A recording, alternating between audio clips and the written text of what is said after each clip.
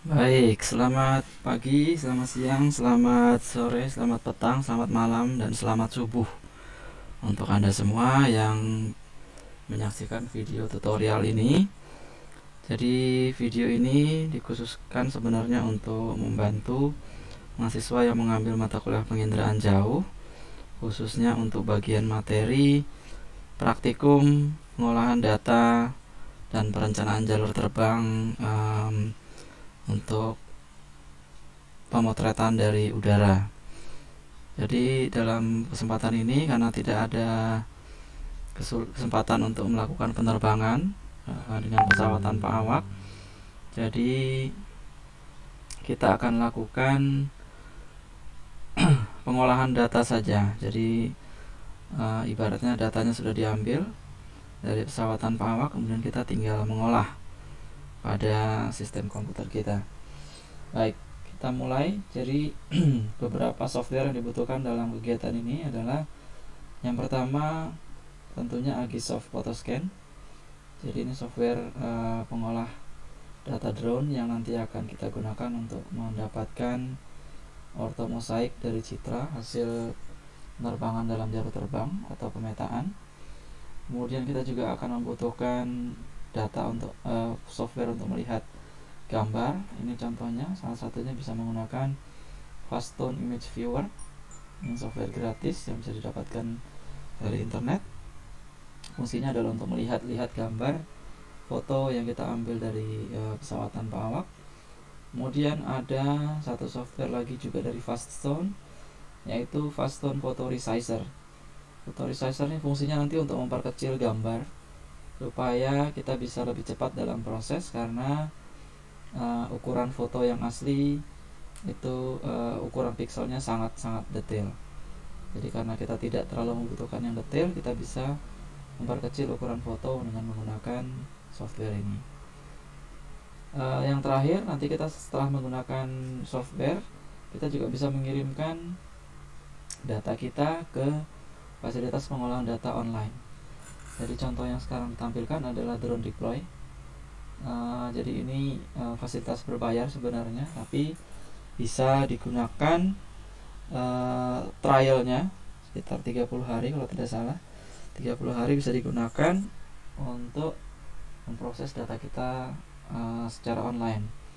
Jadi di sini semua prosesnya tidak kita ketahui. Jadi kita hanya mengupload data mentah, nanti keluar langsung berupa ortomosaik, model ketinggian, model elevasi digital, peta NDVI, dan peta 3 dimensi.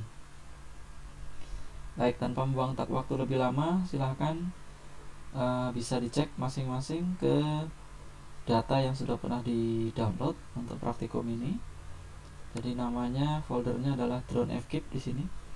Isinya ada beberapa folder yang sebenarnya masih kosong semua, kecuali satu folder yang namanya folder RAW. Jadi folder RAW ini isinya adalah semua hasil pemotretan pada pesawat tanpa awak atau drone. Tapi kita bisa lihat di sini, selain pemotretan yang dilakukan menggunakan kamera yang tegak lurus atau nadir, juga ada foto yang masih perlu kita keluarkan. Nah, jadi nanti kita lakukan pemisahan antara semua foto ini dengan yang akan kita proses. Nah, dari folder resize nanti ini kita untuk menempatkan foto hasil yang kita perkecil. Kemudian ini upload untuk kita memisahkan yang diupload dengan yang tidak. Langkah pertama, kita evaluasi dulu fotonya. Jadi dari folder yang sudah diberikan, ini ada beberapa foto, sekitar 30 foto, memang tidak terlalu banyak, tapi karena untuk latihan dan supaya filenya kecil, jadi saya berikan dalam ukuran seperti ini. Kalau aslinya dalam penerbangan minimal kita punya setidaknya 100 foto untuk bisa diproses sebagai ortomosaik. Jadi ada 30 foto, tapi satu fotonya tidak berupa foto tegak lurus ya. Ini pengambilan dilakukan dengan ketinggian 100 meter. Jadi bisa dilihat cukup detail kalau kita lihat di Fastone Photo Resizer. Nah, ini resolusi aslinya. Jadi ini yang masih harus dipisahkan, masih dalam berupa foto yang tidak dari udara. Kemudian ini mulai foto dari udara, dan bisa kita lihat ya, fotonya bergerak sesuai dengan pergerakan pesawat tanpa awak atau drone-nya. Ya, kita hanya 29 gambar di sini. Nah, langkah pertama kita pisahkan dulu antara yang mau diupload dengan yang tidak. Nah, yang di raw ini kita tinggalkan yang tidak mau diupload. Jadi yang kita mau upload kita bisa pilih dengan memilih satu, kemudian pencet tombol shift, akan memilih semuanya kecuali satu yang mau kita tinggalkan. Nah, ini kita tinggal pindahkan dia ke folder upload. Nah, sekarang yang raw sudah isi filenya tinggal satu. Sekarang yang folder upload berisi 29 gambar yang siap kita proses. Nah, sebenarnya ada dua jalan. Yang pertama tanpa melakukan pengecilan gambar, jadi diproses dengan resolusi aslinya. Bisa dilihat nih dimensinya 4000 kali 3000 pixel, yaitu 12 megapiksel, dengan ukuran satu gambar sekitar 4,7 megabyte. Jadi kalau dia sekitar 30 gambar, ini berarti sekitar 120 megabyte. Nah, cuman kalau datanya lebih banyak lagi, tentunya lebih banyak lagi. Dalam pengalaman yang lain, kita sering memproses data dengan jumlah foto di atas 200. Itu kadang-kadang jumlah ukurannya bisa sampai 2-3 GB. Jadi sangat besar kalau untuk diupload maupun diproses. Jadi kita kadang-kadang perlu melakukan resize terhadap foto-foto ini. Nah, untuk yang non resize mungkin tidak akan saya tunjukkan untuk mempersingkat waktu, karena prosesnya sebenarnya sama, hanya bedanya tidak ada proses resize. Ya, jadi kita akan coba yang menggunakan resize. Kita pergi ke Faststone Photo Resizer di sini. Kita arahkan ke folder kita bekerja tadi. Saya bekerja di praktikum, kemudian jauh, kemudian ada drone FKIP, kemudian ada folder uploads. Nah, ini semua foto yang mau kita resize. Jadi bisa kita pilih semua dengan Ctrl A, atau kita pilih satu-satu, bisa juga, silahkan. Nah, kemudian kita bisa add ke daftar yang mau diproses di sebelah kanan sini. Nah, sebelum kita sebelum kita lakukan convert, kita periksa dulu output foldernya posisinya di mana, pengecilannya berapa, kita atur dulu di sini. Jadi kita masuk ke setting, sementara menggunakan JPEG, kemudian yang lain tidak perlu kita rubah dulu, dan yang pasti harus memastikan EXIF datanya tidak dibuang. Jadi keep EXIF or IPTC datanya.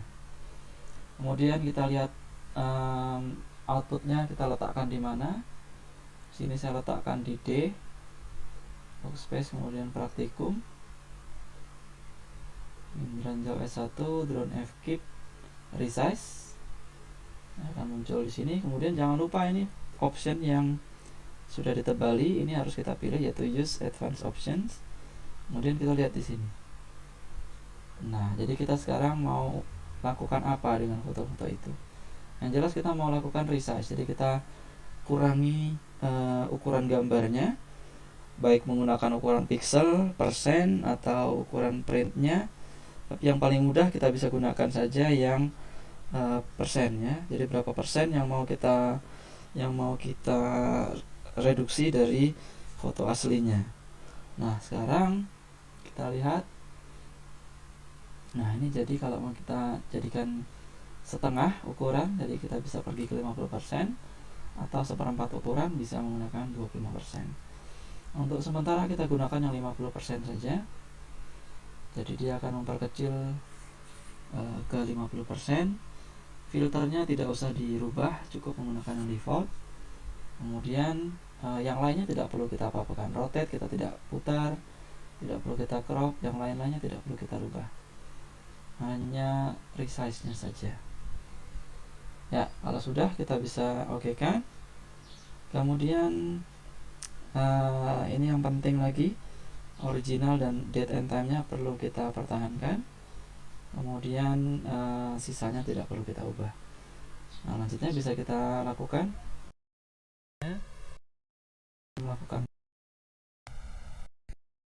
dari gambar. bisa kita lihat ukuran-ukurannya. Jadi awalnya sekitar 4-5 mega, tapi kemudian setelah di resize ukurannya menjadi hanya tinggal 900 kilobyte sampai 1 mega. Ini mungkin sudah cukup untuk proses kali ini. Kita selesaikan, kemudian kita cek lagi di posisi foldernya, resize. Nah, ini sudah muncul data hasil resize-nya.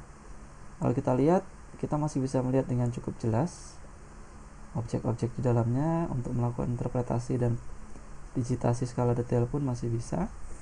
Jadi kita cukup dengan ukuran 50% ini dulu untuk saat ini ya. Setelah selesai, kita bisa langsung masuk ke proses pengolahan, yaitu menggunakan Agisoft Photoscan. Untuk paling mudahnya, kita bisa langsung tarik saja dari Windows Explorer. Windows Explorer ini di folder yang resize, jangan lupa. Ini kita pilih semua, kemudian kita bisa tarik saja mereka ke dalam Agisoft Photoscan. Nah, di sini perlu kita cek juga bagaimana komposisi jalur terbang dan lokasi-lokasi foto yang diambil. Nah, ini kelihatan bahwa jalur terbangnya seperti ini. Jadi sudah mencukupi untuk membuat semacam bentuk trapesium ya. Nah, jadi kurang lebih seperti itu. Ini akan jadi bentuk akhirnya, dan dari setiap foto ini pasti sudah ada overlap dari proses yang dilakukan sebelumnya. Nah, foto-fotonya ada di sini. Kalau masih perlu diperiksa bisa, tapi kalau tidak kita bisa langsung jalankan pemrosesannya. Ini ada baiknya kita simpan dulu projectnya, jadi suatu saat kita perlukan bisa kita buka lagi. Saya simpan di D, kemudian workspace, praktikum, penginderaan jauh, drone. Nah, ini ada satu folder khusus untuk Agisoft, bisa kita simpan di situ. Bisa kita beri nama misalkan proses resize 50. Persennya jangan ditaruh karena nanti akan jadi karakter unik yang tidak bisa masuk. Jadi proses resize 50 saja. Oke, kita sudah siap. Ini udah muncul, ada 29 gambar yang kita akan proses. Nah, sekarang kita bisa mulai masuk di workflow. Jadi di Agisoft Photoscan ada beberapa tahap yang perlu kita lalui sampai kita bisa mendapatkan orthomozaik pada akhirnya. Jadi ada align photos. Jadi fungsinya untuk meletakkan foto sesuai dengan posisinya. Kalau ingat materi praktikum tadi pagi, ini adalah proses interior orientations, jadi meletakkan sesuai dengan posisi sensor. Nanti kemudian ada build dense cloud. Nah, ini meletakkan titik-titik sekutu yang kita sudah pelajari tadi pagi juga untuk relative orientation. Kalau yang eksterior dilakukan secara otomatis berdasarkan besaran-besaran pergerakan sensor dan wahana yang sudah tercatat di dalam metadata masing-masing foto. Jadi tidak perlu dilakukan di sini, tapi dibaca secara otomatis oleh software. Kemudian nanti ada proses build mesh, jadi membangun semacam jaring-jaring untuk meletakkan fotonya secara topografis. Kemudian ada tekstur, kemudian tiled model, sampai ke membuat digital elevation model di sini. Jadi sebelum kita membuat orthomozaik, memang kita harus membuat model elevasi digitalnya dulu. Nanti baru terakhir kita bisa membangun orthomozaiknya. Oke, kita bisa lakukan langkah yang pertama, yaitu align photos. Untuk sementara kita gunakan akurasinya mungkin yang medium saja. Ini untuk mempercepat proses saja, tapi rekomendasinya sebenarnya untuk menggunakan yang akurasinya yang high. Tapi untuk mempercepat proses kita coba yang medium. Kemudian pair selectionnya tidak perlu kita ubah. Demikian juga pilihan-pilihan pada advance-nya. Kita eksekusi saja. Harusnya prosesnya cukup cepat karena datanya kecil dan sedikit. Untuk catatan, komputer saya menggunakan prosesor i7 atau i7 generasi ke-6, i7 6600 dengan RAM 16 GB dan media penyimpanan menggunakan SSD, jadi memang cukup cepat. Untuk prosesor, memori, dan spesifikasi hard disk yang lebih rendah kemungkinan akan diselesaikan dalam waktu yang lebih lama. Nah, kita lihat prosesnya selesai. Nah, ini kira-kira titik sekutu yang dibangun dari foto-foto yang kita upload. Jadi software membangun seperti ini. Jadi tie points di sini dibangun sekitar 9.900 poinnya.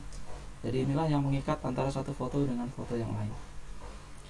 Nah, proses selanjutnya kita bisa masuk ke workflow lagi, kemudian kita bisa melakukan build dance cloud.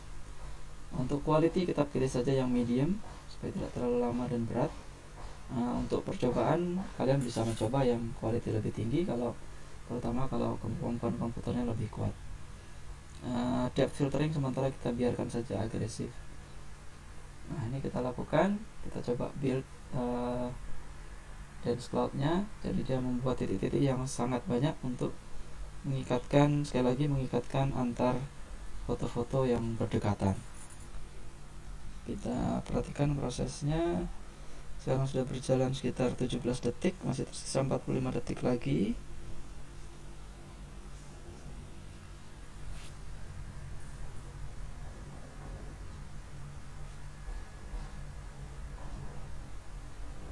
Oh ya, sebagai catatan juga, kalau misalkan di dalam foto yang ditambahkan ini ada yang ketinggian terbangnya berbeda, biasanya software akan memberitahu kita bahwa ada foto yang perlu dikeluarkan atau perlu dipilih ulang.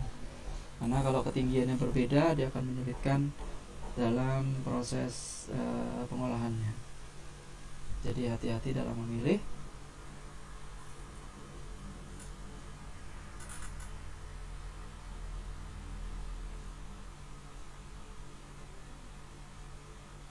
Oke, sebentar lagi harusnya selesai. Jadi angka 95. Oke, sekarang membuat point cloud-nya.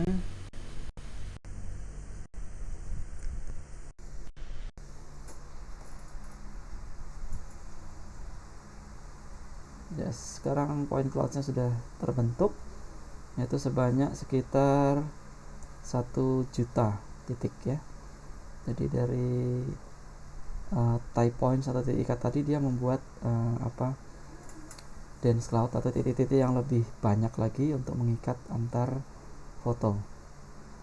Nah, sekarang ke langkah selanjutnya kita lakukan yang namanya build mesh. Surface type ini kita bisa pilih yang arbitrary. Source datanya tentunya yang dance cloud yang sudah kita selesaikan tadi. Kemudian face count-nya kita buat yang medium saja.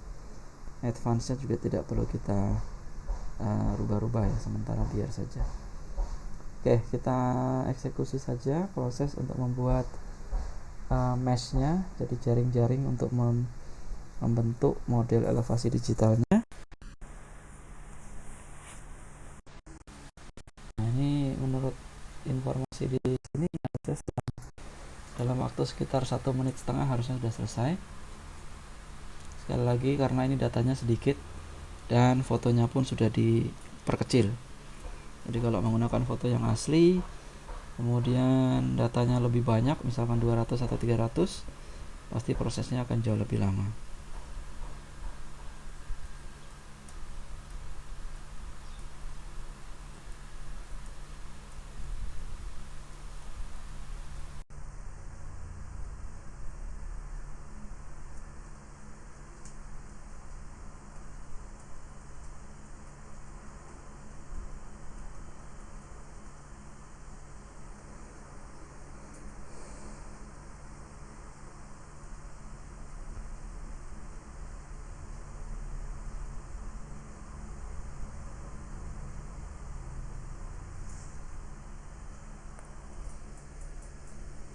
Oke, kita hampir selesai.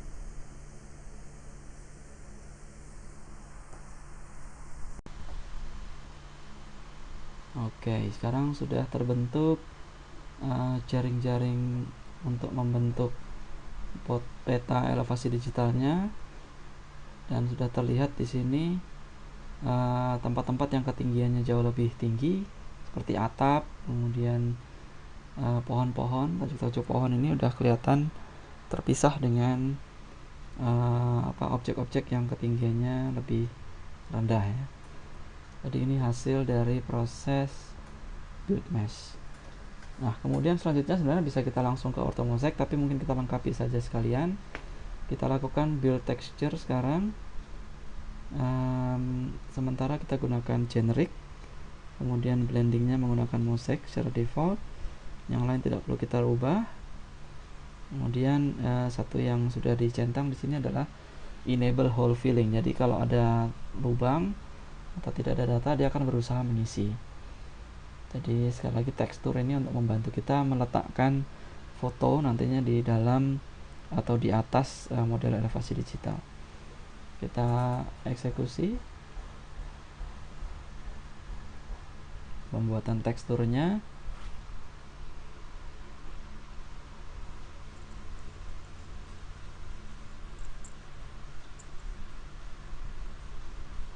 Oke, total proses harusnya tidak sampai 1 menit untuk data ini di komputer saya.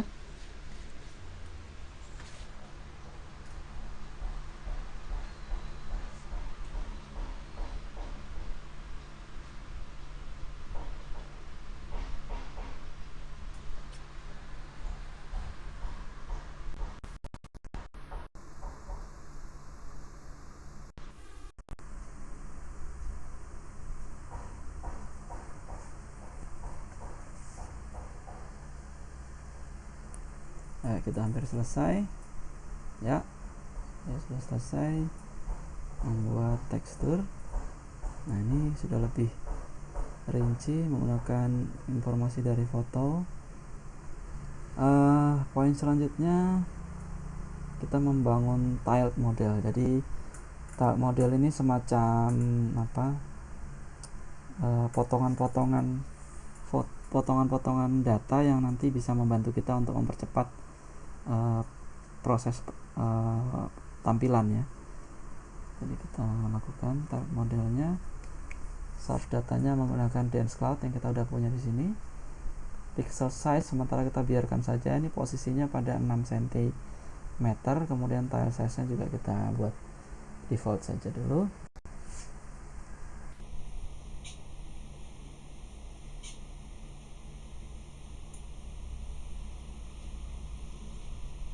Nah, ini prosesnya cukup memakan waktu karena di sini terlihat masih memerlukan sekitar 10 menit dari sekarang.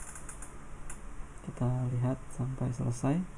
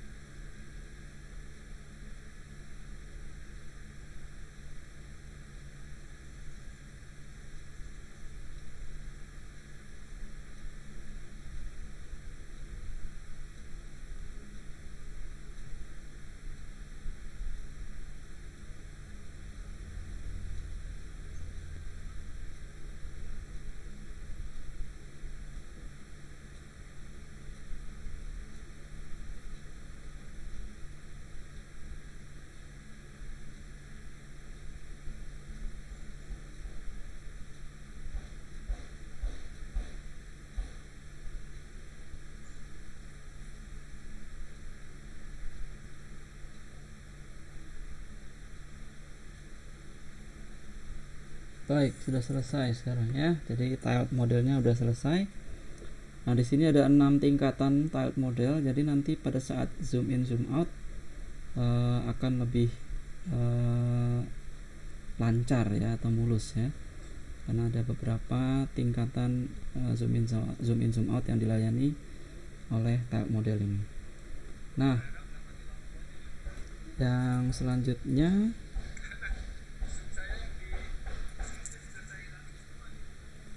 kita lakukan dua langkah yang terakhir, yaitu build dem. Nah, ini bisa lakukan dengan koordinat sistem yang standar. Kemudian source datanya juga dense cloud. Kemudian yang lainnya kita biarkan saja. Nah, ini resolution memang pasti akan lebih rendah daripada resolusi foto ya kalau untuk demnya. Kita bisa eksekusi saja demnya. Nanti kita akan mendapatkan peta digital elevation model. Nah, ini. Jadi peta demnya sudah kita dapatkan. Nanti kita bisa ekspor semua dari sini. Dan yang terakhir adalah membuat orthomosaic. Nah, ini berdasarkan DEM yang sudah kita buat. Kemudian pixel size-nya di sini adalah sekitar 6 cm. 5,6. Oh, sorry. Kalau dalam meter, nah ini dalam meter ini. Dalam meternya sekitar 6,3 cm, tapi ini dalam koordinat geografis. Bisa juga kita pindahkan sistem koordinatnya. Nah, tapi ini agak sulit karena kita harus menarik lagi koordinatnya ya. Jadi sementara kita gunakan yang geografis saja, nanti belakangan bisa kita buat dalam bentuk koordinat UTM kalau perlu. Baik, kita lakukan proses autorektifikasi.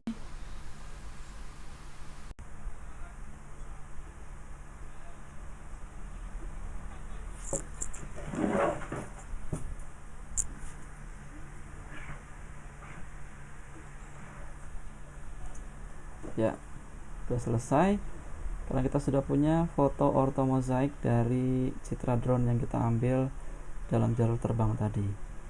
Nah, jadi masing-masing produk ini sudah bisa kita ekspor. Yang pertama 3D modelnya, kemudian ada tiled model, ada DEM, dan orthomosaic. Satu yang mungkin berbeda dengan di fasilitas di drone deploy adalah di sini tidak bisa membuat NDVI ya, karena memang tidak ada fasilitasnya.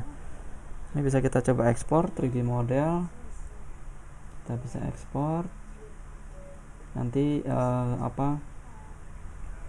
nama filenya adalah OBJ ekstensinya. Jadi kita kasih nama saja, misalkan fkip 50. And then kita buat standar saja. Untuk 3D model, tiled modelnya bisa kita ekspor juga.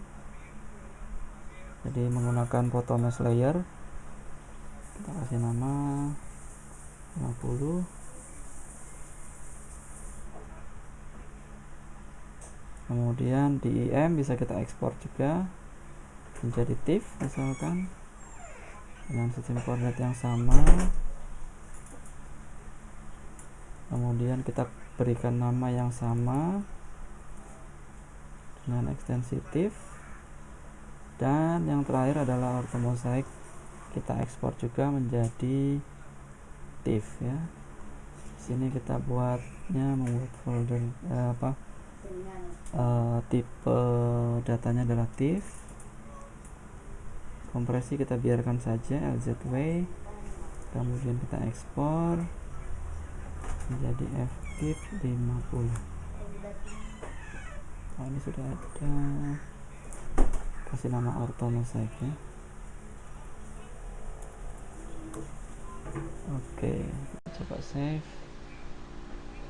Nah, selanjutnya bisa kita cek hasilnya di software GIS, baik di ArcGIS maupun di Quantum GIS, untuk mengevaluasi kualitas dari orthomosaic yang kita buat. Saya buka dua-duanya karena biasanya yang Quantum GIS bisa lebih cepat terbuka daripada yang ArcGIS. Bisa pilih salah satu saja sebenarnya.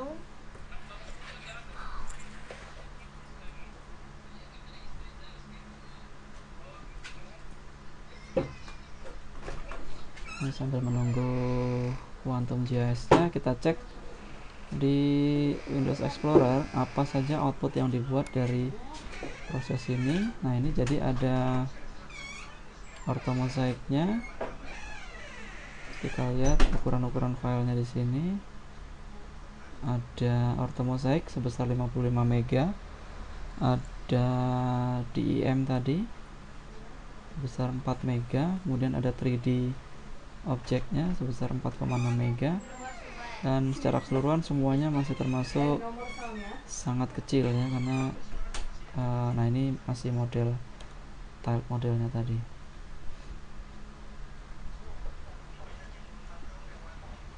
Ini orthomosaiknya, ini resolusi aslinya. Jadi dari hasil pemetaan di udara kita dapatkan seperti ini. Nah, bisa dilihat masih ada yang belum sempurna ya, terutama di atap-atap dan di pinggir, terutama di pinggir pasti masih ada distorsi seperti itu. Baik, sekarang ArcGIS maupun Quantum GIS-nya sudah terbuka dua-dua. Bisa kita cek hasilnya dari folder yang sama tadi di D, Workspace, kemudian praktikum, penginderaan jauh, drone FKIP, Agisoft. Kita lihat yang orthomosaik. Ya, inilah hasilnya. Dengan catatan ini menggunakan proses resize. Jadi fotonya diperkecil sebanyak 50%. Jadi dari aslinya kita perkecil 50%. Tapi kalau hanya untuk melihat bangunan, batas-batas bangunan, vegetasi, delineasi jalan, ini sudah sangat cukup. Hanya perlu diperhatikan selalu ada distorsi-distorsi seperti ini, terutama di tepi-tepi foto. Nah, ini meliuk-liuk seperti ini, tiang yang menjadi seperti ini pasti ada. Jadi itu supaya menjadi koreksi. Nah, ini di tepi juga pasti akan ada bentuk-bentuk yang tidak sempurna seperti ini. Ya, kalau kita lihat di propertiesnya, dia sudah menggunakan sistem koordinat geografis (GCS) dan datum WG84. Dan resolusinya tadi karena menggunakan geografis, jadi di angka sekitar 5 kali 10 pangkat minus 7. Ya, saya kira demikian tutorial yang membahas tentang pengolahan data dengan drone ini. Satu lagi yang terakhir adalah menggunakan fasilitas online seperti ini. Jadi kalau kita sudah punya account, tinggal kita login. Kemudian kalau sudah login, nanti tinggal kita upload saja data yang kita sudah ambil tadi. Misalkan kita buat baru ya, FKIP, coba.